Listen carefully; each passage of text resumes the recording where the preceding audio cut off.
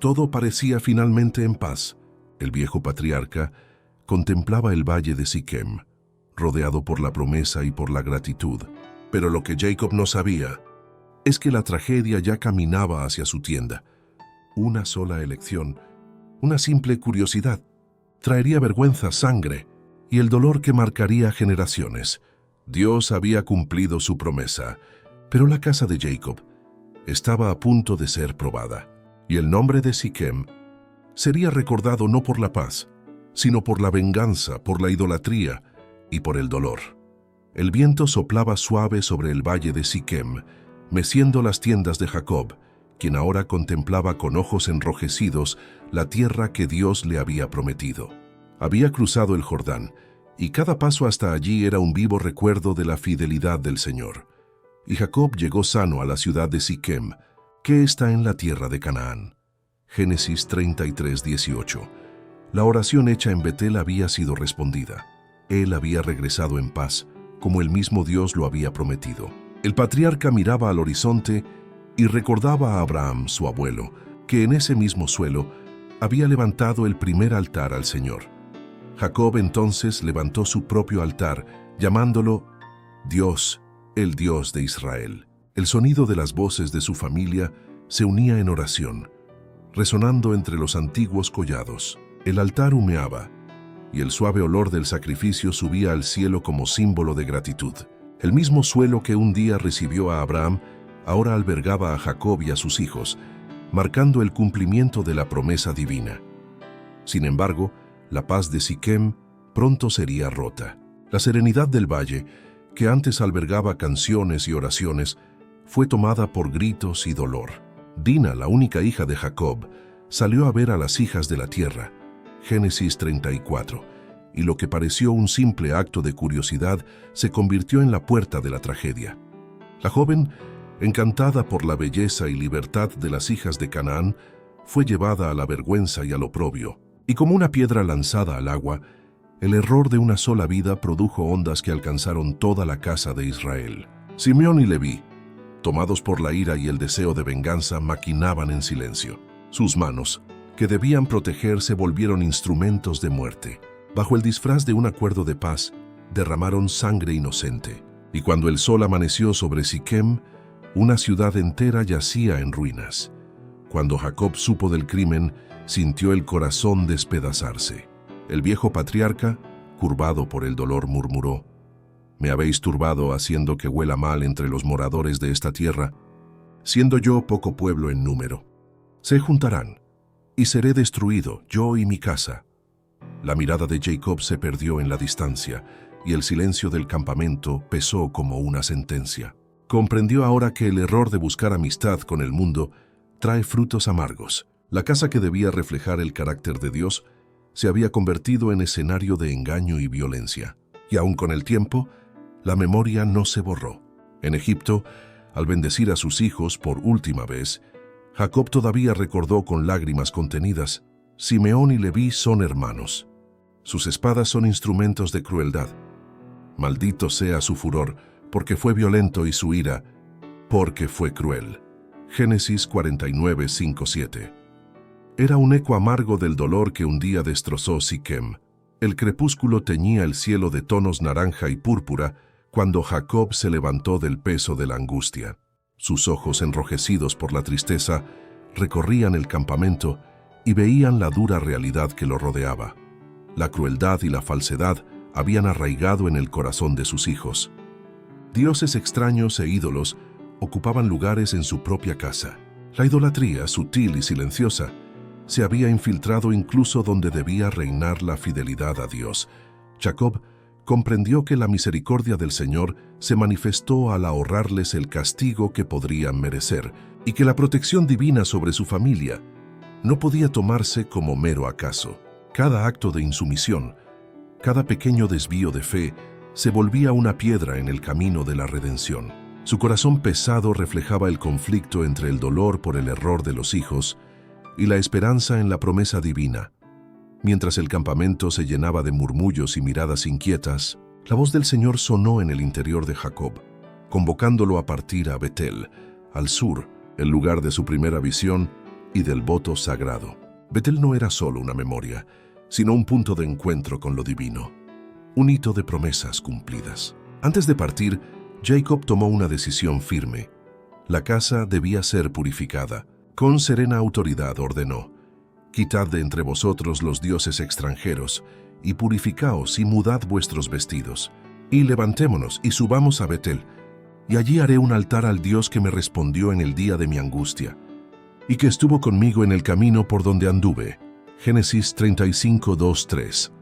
Cada palabra reverberó entre los hijos, despertando un mixto de temor y reverencia, un poder silencioso que tocó el alma y despertó conciencia. Jacob, con manos temblorosas y el corazón calentado por el recuerdo, revivió su primera visita a Betel, cuando aún era un joven errante, huyendo para salvar su vida. El Señor se le había aparecido en visión, prometiendo cuidado, protección y descendencia. Ahora, la misma mano que guió su huida lo conducía de nuevo al mismo lugar sagrado, y Jacob compartió la historia con los hijos, despertando en ellos una reverencia inesperada. Uno a uno, los niños entregaron los dioses extraños y los pendientes de oro que adornaban sus orejas. Jacob los recogió y los escondió debajo del roble cercano a Siquem. Un gesto silencioso, pero cargado de significados: separación del pecado, purificación y preparación espiritual para el encuentro con Dios. Génesis 35, 4. El viaje a Betel ocurrió bajo protección divina. Un temor misterioso cayó sobre los moradores de la región, de modo que ninguno se atrevió a confrontar a los viajeros ni a intentar venganza por el desastre en Siquem. Así Jacob y su familia atravesaron colinas y valles sin ser molestados, cada paso marcado por la presencia silenciosa del Señor. Al llegar, la atmósfera de Betel parecía respirar expectación, reverencia y paz. Allí nuevamente, el Señor se reveló a Jacob, confirmando las promesas y el pacto divino que lo había acompañado desde la juventud. En respuesta, Jacob erigió una columna de piedra, sólida y firme, recuerdo tangible de la fidelidad de Dios y señal del altar que había edificado al Señor. Génesis 35, 14. El silencio que siguió fue pesado, pero sagrado, un espacio para que el alma absorbiera la presencia divina y la seguridad de la promesa cumplida. El viento traía consigo un silencio pesado cuando Jacob llegó a Betel, y allí, entre collados sagrados, vino a llorar la pérdida de Débora, la nodriza de Rebeca, que lo había acompañado desde los tiempos de Mesopotamia. Cada arruga, cada gesto de la anciana le recordaba la ternura de su madre y los lazos de fidelidad que atravesaban generaciones. Jacob contempló el suelo donde la vieja mujer fue sepultada, y lágrimas silenciosas cayeron sobre la tierra, bautizando el lugar con la memoria de su vida dedicada y leal. El roble bajo el que fue enterrada recibió el nombre de roble de llanto, y allí, entre el susurro del viento y el canto lejano de las aves, el patriarca sintió la presencia de Dios, consolando su corazón enlutado, mostrando que incluso las fidelidades más silenciosas son recordadas y preservadas en las Escrituras. El viaje de Betel a Hebrón, que duraría solo 2 días, trajo otra prueba dolorosa. Raquel, la amada de Jacob, partió de la vida en el camino dejando un vacío profundo. Él recordaba los años de trabajo duros y largos que habían sido aliviados por el amor hacia ella. Y ahora, con la muerte de la esposa, todo esfuerzo parecía envuelto en sombra. Incluso décadas después, ya en Egipto, Jacob, al narrar su historia a José, no olvidó ese momento. Y cuando yo vine de Padán, Raquel murió en la tierra de Canaán en el camino, cuando aún faltaba un poco para venir a Efrata, y la sepulté allí en el camino de Efrata. Génesis 48, 7. El dolor por la pérdida de Raquel permanecería como la marca más pungente de su larga jornada, recordando que incluso el hombre más fuerte siente profundamente el peso de la despedida de quienes ama. Antes de partir, Raquel dio a luz a su segundo hijo. El último suspiro de la madre trajo consigo el nombre Benoni, hijo de mi dolor. Pero Jacob, mirando al futuro y confiando en la fuerza del Señor, lo llamó Benjamín, hijo del diestra, o mi fuerza. El niño se convirtió en símbolo de esperanza en medio de la tristeza. Mientras la madre permanecía sepultada en el camino, guardada por una columna erigida en memoria de su vida y sacrificio. Cada paso de Jacob en aquel trayecto estuvo marcado por reflexión y silencio, recordando que bendiciones y pérdidas caminan lado a lado en la vida del fiel, y que Dios, incluso en medio del dolor, cumple sus promesas con precisión y amor. En el camino a Efrata, otra sombra manchó a la familia. La acción de Rubén, primogénito, que resultó en la pérdida de privilegios de la primogenitura. A pesar de eso, Jacob siguió firme, guiado por el propósito divino. Al llegar a Hebrón, se reencontró con su padre Isaac, enfermo y ciego, ofreciéndole años de cuidado y consuelo que aminorasen la soledad del viejo patriarca. Allí también el encuentro con Esaú trajo la paz largamente esperada. Los hermanos, que antaño habían alimentado envidia y rencor, ahora se separaban en armonía, Esaú dirigiéndose al monte Seir.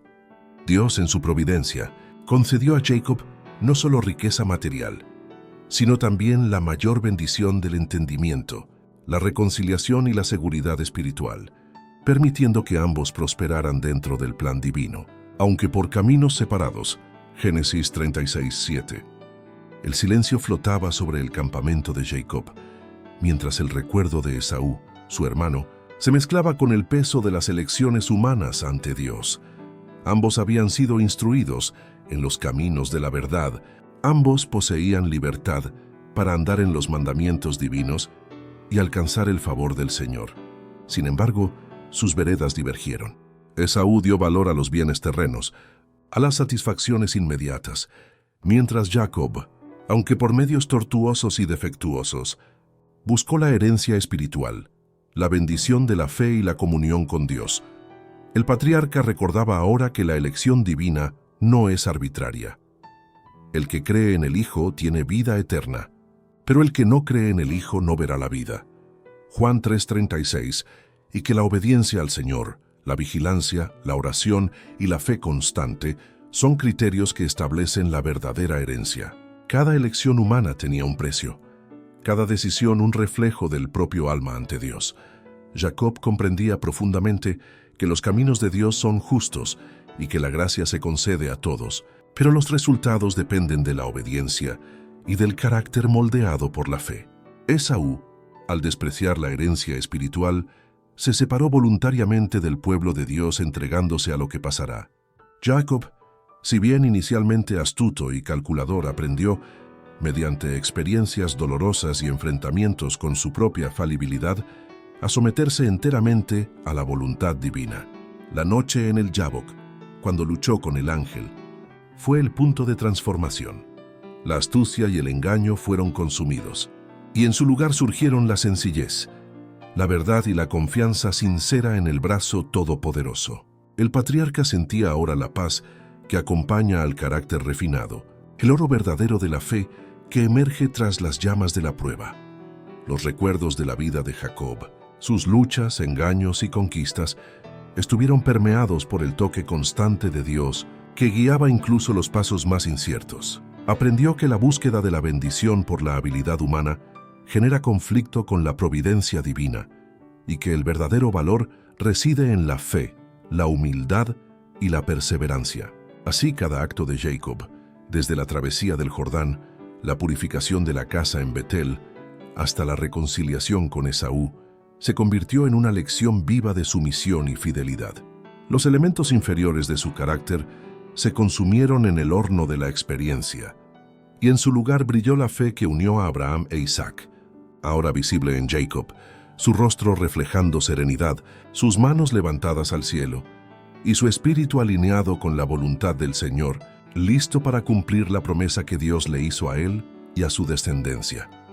El sol amanecía sobre el valle, iluminando la tienda de Jacob, mientras el patriarca observaba con el corazón pesado los frutos amargos de una vida marcada por la poligamia y las disputas familiares. Los celos entre las esposas habían contaminado el hogar, generando contienda y rivalidad entre los hijos. Cada paso, cada gesto de los hijos mayores llevaba un rasgo de desobediencia y orgullo, y Jacob, aunque amado y respetado, se veía impotente ante la corrupción del carácter que crecía a sus ojos. El temor y la ansiedad oscurecían sus horas, y su alma se afligía por el desorden en la familia, recordándole que incluso los errores antiguos lanzan sombras sobre generaciones futuras.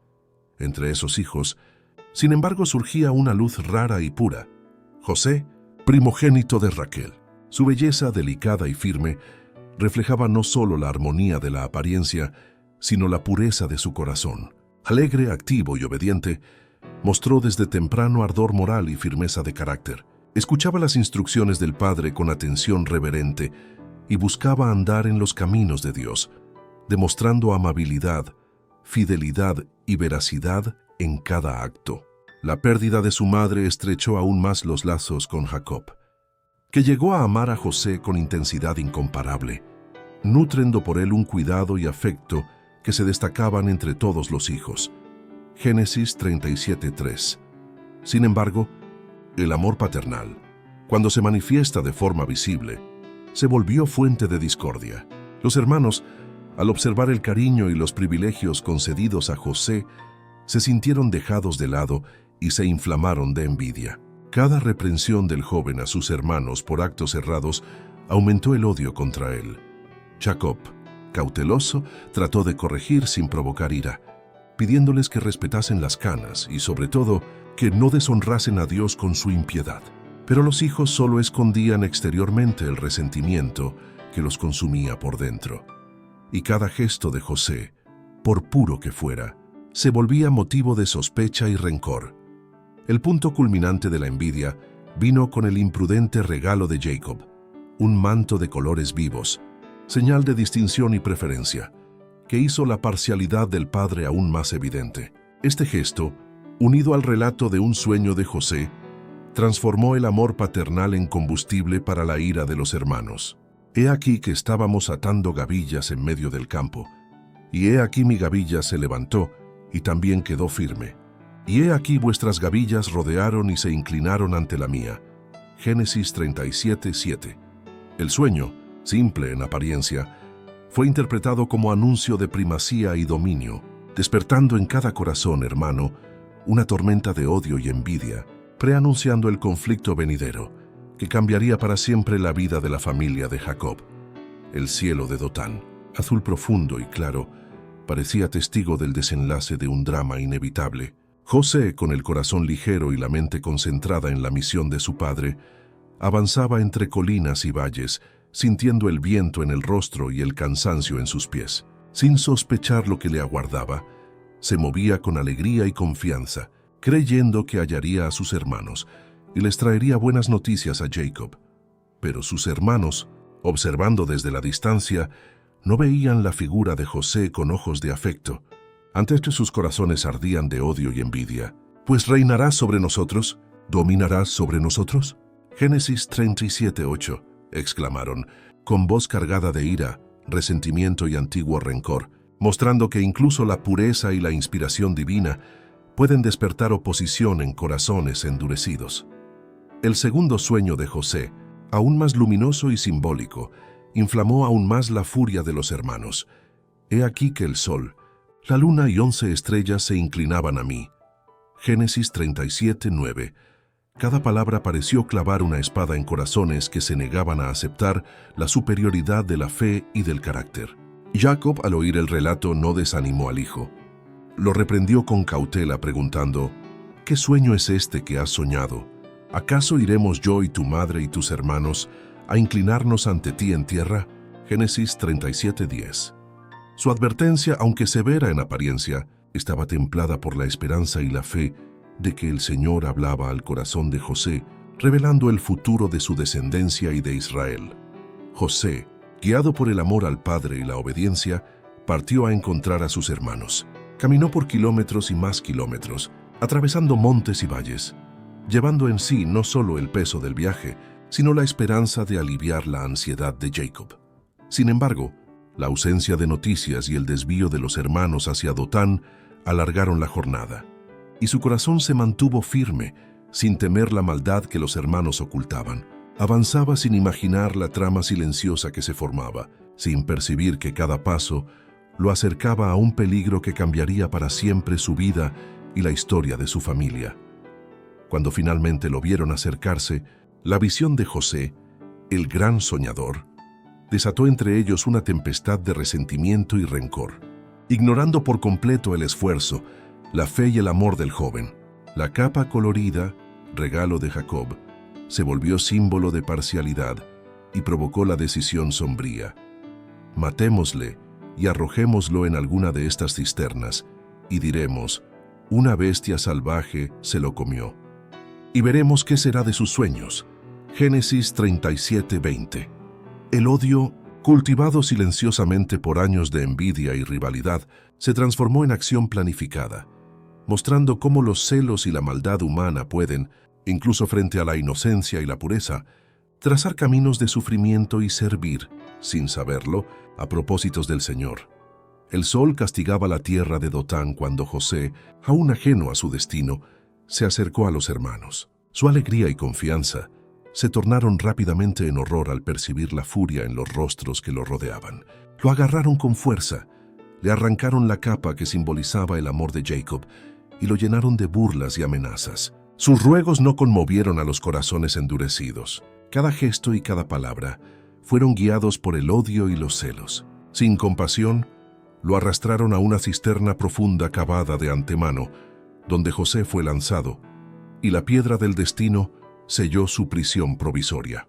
Lo dejaron allí solo, con hambre y frío, mientras tranquilos se sentaron a comer pan, ignorando el gemido silencioso que resonaba en lo profundo de la tierra. Génesis 37:25. Sin embargo, entre los hermanos hubo inquietud y remordimiento silencioso. Algunos, como Rubén, no pudieron olvidar la humanidad de José y la injusticia que se cometía. Él había sugerido que el hermano fuera puesto vivo en la cisterna, con la esperanza secreta de rescatarlo después y devolverlo a Jacob, un plan que mantuvo oculto para proteger su intención de ser descubierto.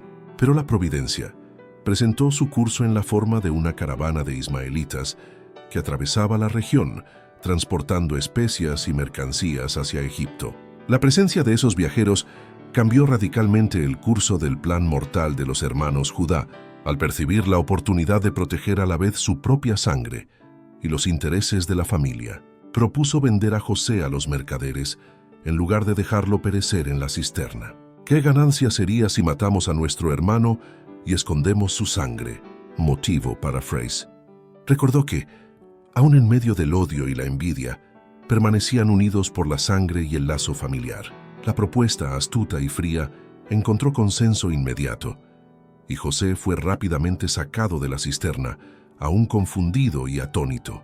Su libertad momentánea no era todavía seguridad, pero sí un paso decisivo en el viaje que lo llevaría a Egipto, al cumplimiento de sus sueños y a la demostración de un propósito divino, más allá de las intenciones humanas. La mirada de José, de confusión y miedo, encontró el cielo sobre Dotán, y por un instante sintió la presencia silenciosa del Señor.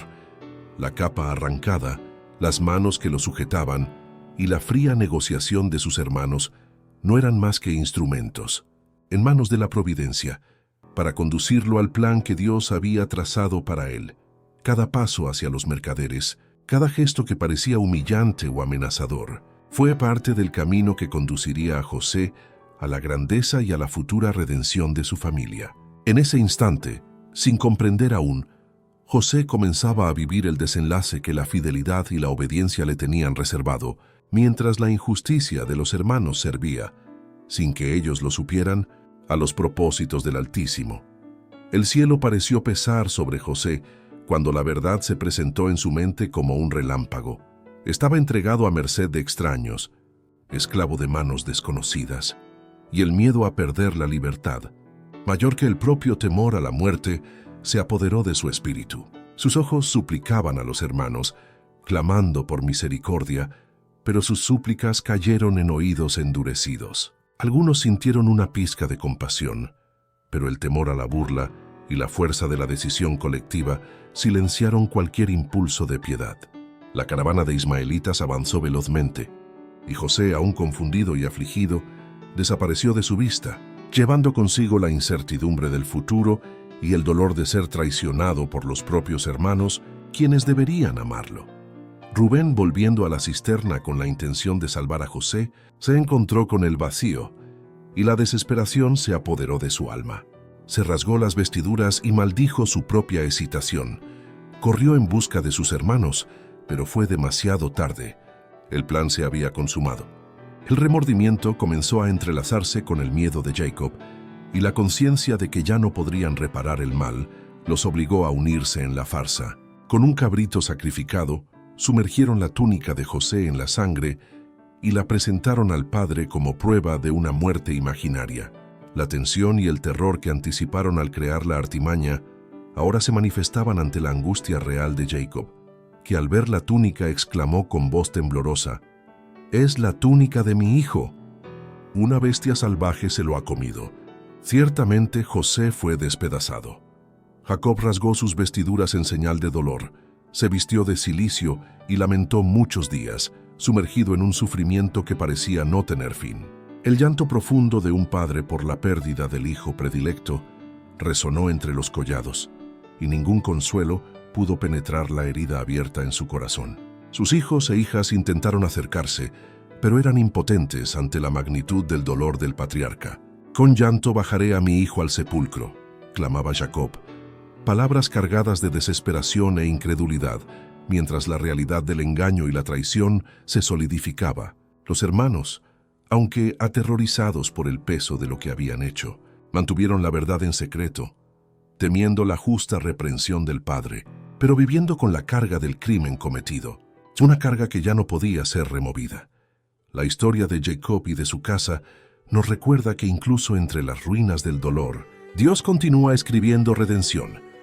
Ninguna pérdida es en vano cuando el corazón permanece en el altar. Ninguna herida es definitiva cuando hay arrepentimiento y fe.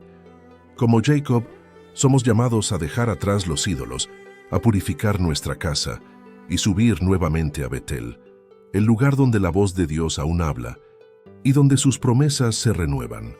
Si este mensaje habló a tu espíritu, si también anhelas un reencuentro con el Dios que transforma lágrimas en propósito, deja tu like, escribe en los comentarios lo que Dios habló a tu corazón y comparte esta palabra para que más vidas sean tocadas, porque el verdadero altar no está en piedras, sino en corazones quebrantados que pertenecen enteramente a Dios.